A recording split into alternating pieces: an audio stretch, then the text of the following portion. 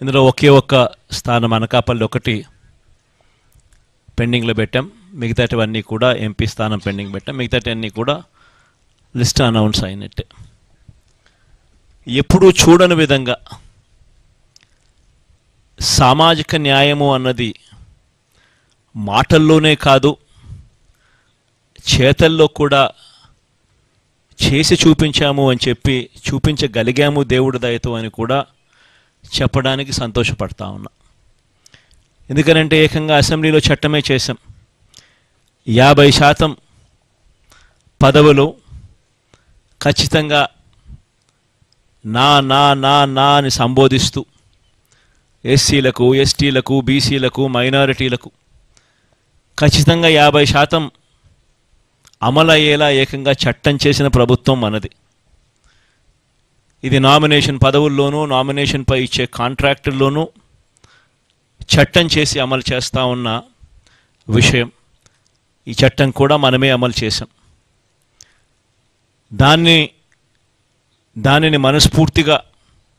స్ఫూర్తిగా తీసుకుంటూ ఈరోజు 50% అంటే 175 అసెంబ్లీ స్థానాలు, 25 ఎంపీ స్థానాలు రెండు కలిపితే 200 స్థానాలు అయితే, ఈ 200 స్థానాలకు గాను 100 స్థానాలు అంటే 50%, 50% ఎస్సీ, ఎస్టీ, బీసీ, మైనారిటీ నా నా నా అని పిలుచుకుంటూ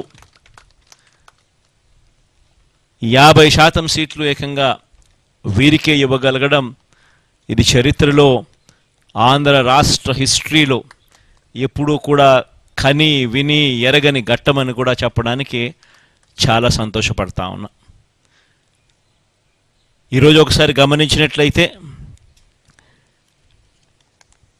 ఏకంగా 59 స్థానాలు 200 స్థానాలకు గాను బీసీలకే కేటాయింపులు చేశాం. 175 అసెంబ్లీ స్థానాలకు 48 అసెంబ్లీ స్థానాలు, 25 ఎంపీ స్థానాలకు గాను బ్యాలెన్సు 11 స్థానాలు బీసీలకే కేటాయింపులు జరిగింది. ఆడవాళ్లకు కూడా ఇంతకు ముందు కన్నా బెటర్గా చేశాం. కానీ ఇది కూడా నాకు ఇంకా సంతృప్తిని కలిగించడం లేదు. బహుశా నెక్స్ట్ ఎలక్షన్లకు వచ్చేసరికి దీనిని ఇంకా వేగంగా కూడా అడుగులు వేయించే కార్యక్రమం చేస్తూ ఉన్నాం. 200 స్థానాలకు 24 స్థానాలంటే 12% అక్క చెల్లెమ్మలకు ఇవ్వగలిగాం. కానీ ఇది కూడా నాకు పూర్తిగా సంతృప్తిని కలిగించే అంశం కాకపోయినప్పటికీ కూడా బట్ లాస్ట్ టైం కన్నా బెటర్గా చేశాం. బహుశా మిగతా ఏ పార్టీ కన్నా కూడా బెటర్గానే ఉంటుందని అనుకుంటా ఉన్నాను. లాస్ట్ టైం 19 ఇస్తే ఈసారి 24 దాకా తీసుకొని పోగలిగాం.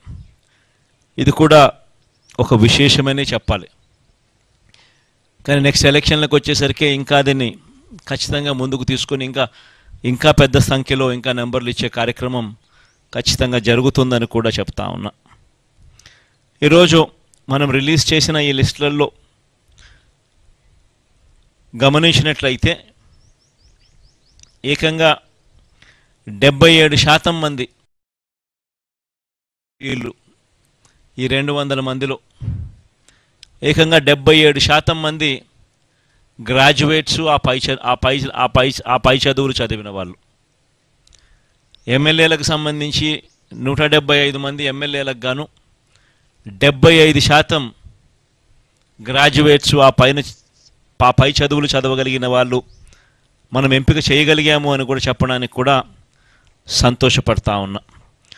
మైనారిటీస్కి కూడా ఇంతకుముందు 5 స్థానాలు ఇస్తే ఇవాళ 7 స్థానాలతో మైనారిటీ సంఖ్యను కూడా బాగా పెంచగలిగినామని చెప్పడానికి కూడా సంతోషపడతా ఉన్నా.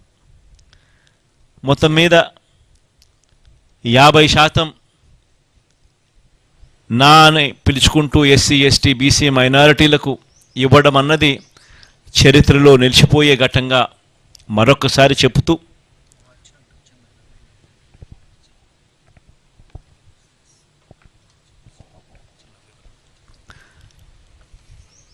అదొక చరిత్రలో నిలిచిపోయే ఘట్టమని కూడా చెబుతూ, ఈ ఎన్నికల్లో దాదాపుగా 81 స్థానాలలో ఎమ్మెల్యేలను మార్పు జరిగింది. 18 ఎంపీ స్థానాలు కూడా మార్పు జరిగింది. అంటే దాదాపుగా 99 స్థానాలంటే దాదాపుగా దగ్గర 50% స్థానాలలో మార్పులు కూడా చేశాం.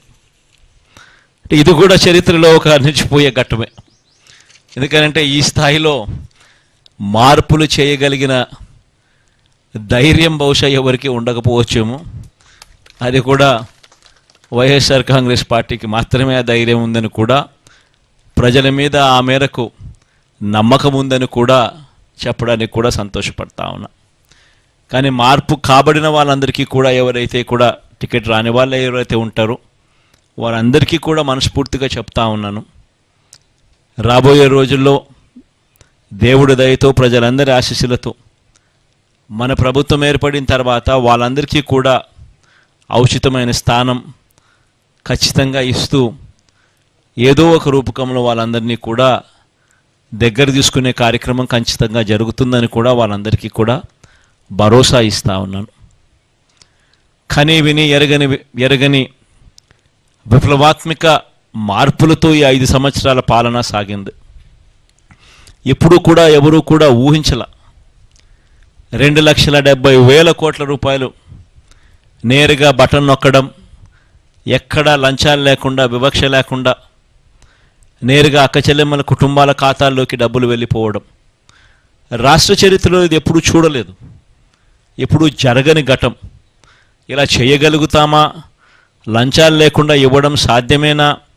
వివక్ష లేకుండా అసలు ఇవ్వగలుగుతారా అనే పరిస్థితి నుంచి కాదు, ఇది సాధ్యమే అని ఈ 5 సంవత్సరాల పరిపాలనలో ఎప్పుడు చూడని విధంగా గ్రామ స్థాయిలోనే గ్రామ సచివాలయాన్ని తీసుకొని రావడం, గ్రామ స్థాయిలోనే ప్రతి 50-60 ఇళ్లకు ఒక వాలంటీర్ వ్యవస్థ తీసుకొని రావడం, వీటి అన్నిటి ద్వారా పారదర్శకంగా లంచాలు లేని వ్యవస్థ, వివక్షకు చోటు లేని వ్యవస్థ ద్వారా 2,70,000 కోట్ల రూపాయలు అక్క చెల్లెమ్మల కుటుంబాల ఖాతాల్లోకి వేయడం అన్నది దేశ చరిత్రలో సువర్ణ అక్షరాలతో ఎప్పటికీ కూడా లిఖించతగ్గ విషయంగా ఎప్పటికీ కూడా గుర్తుండిపోతుంది. ఇది ఒక గొప్ప మార్పుగా కూడా గుర్తుండిపోతుంది. రాష్ట్రంలో ఎప్పుడూ జరగని విధంగా జరిగింది. ఇవి ఒకటే కాకుండా గ్రామాలు మారాయి, గ్రామాలలో పరిస్థితులు మారాయి, స్కూళ్ళు బాగుపడ్డాయి, హాస్పిటళ్ళు బాగుపడ్డాయి ఎప్పుడూ చూడని విధంగా, వ్యవసాయం బాగుపడింది ఎప్పుడూ జరగని విధంగా, మహిళలకు విమెన్ ఎంపవర్మెంట్ ఎప్పుడూ కూడా జరగని విధంగా, కంటికి కనిపించే విధంగా మార్పులు చోటు చేసుకుంటూ విమెన్ ఎంపవర్మెంట్ జరిగింది.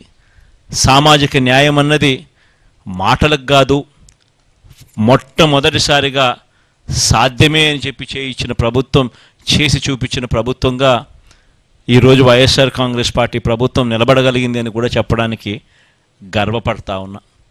వీటి అన్నిటి వల్ల కూడా ప్రస్ఫుటమైన మార్పులు ప్రతి గ్రామంలోనూ కనిపిస్తూ ఉన్నాయి. ఈ మార్పులన్నిటి వల్ల దేవుడు ఆశీస్సులతో మళ్ళీ